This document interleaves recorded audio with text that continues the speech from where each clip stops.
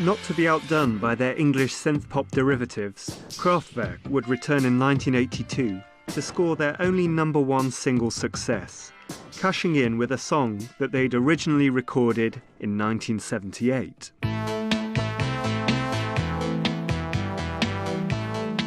With the model that was in England to be a hit, that was a complete different story.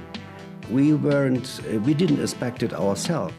The reason was the following. We had already a single to be played on the radio in England, and it was Computer World. And the man of the EMI London house, he didn't know what to put on the B-side. And he thought, and he thought, and he thought, maybe 2 days longer. And suddenly he had the great idea to put the model from the last album, The Man Machine, on the B-side. And then they sent the single to the radios. And 80% of the radios played the B-side. By 1983, Britain had entered an era of conspicuous consumption and greed that made the late 70s seem like a foreign country. It would provide inspiration for Depeche Mode's new chief songwriter. The early 80s were just a terrible time in Britain. And I was young and impressionable, and that was really when I first felt like I was sort of writing from the heart, really. Around the time of Construction Time Again, samplers had just really come out, so we were just, it was just a whole revelation to us. We were just going out and sort of like smashing pieces of metal with sledgehammers, raiding the kitchen drawer for all the utensils to make percussion sounds, just anything we could get our hands on. That's causing, that's making this sort of sound. Construction Time Again really started to see us form, as the basis of what we are today. The idea is to take that sequence and to make an interesting rhythm out of it, and to sequence it all through the song.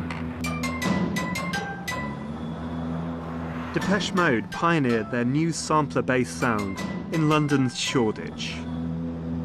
In those days, Shoreditch was, there was not a soul around, but now, of course, with Hoxton, etc., it's sort of like the trendy place to be, but it wasn't when we were at the Garden Studios. It was not a soul to be seen. I remember there was one sound in particular that was us actually hitting a piece of corrugated iron that was the side of a building site, and the sample sort of went like, "Oi!" And there was like the site foreman, It's a lot. It's a lot. It's a lot.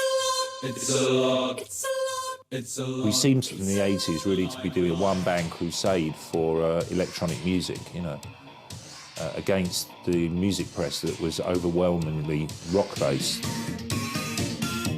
We would often do interviews with journalists, and we'd have a big arguments because they just didn't consider electronic music to be real music. We got accused of it at certain times of being like a very subversive pop band, and I do think that we did get away with some stuff that was probably risque for the radio just because we used it in a pop context. In our early career, I mean, there are things like Master and Servant and stuff. Some of the reviews, they were unbelievably vicious. I mean, you just couldn't, real hatred for the band. Real hatred. I don't know why. It wasn't British, really. A journalist once said that, the music will appeal to alienated youth everywhere and Germans.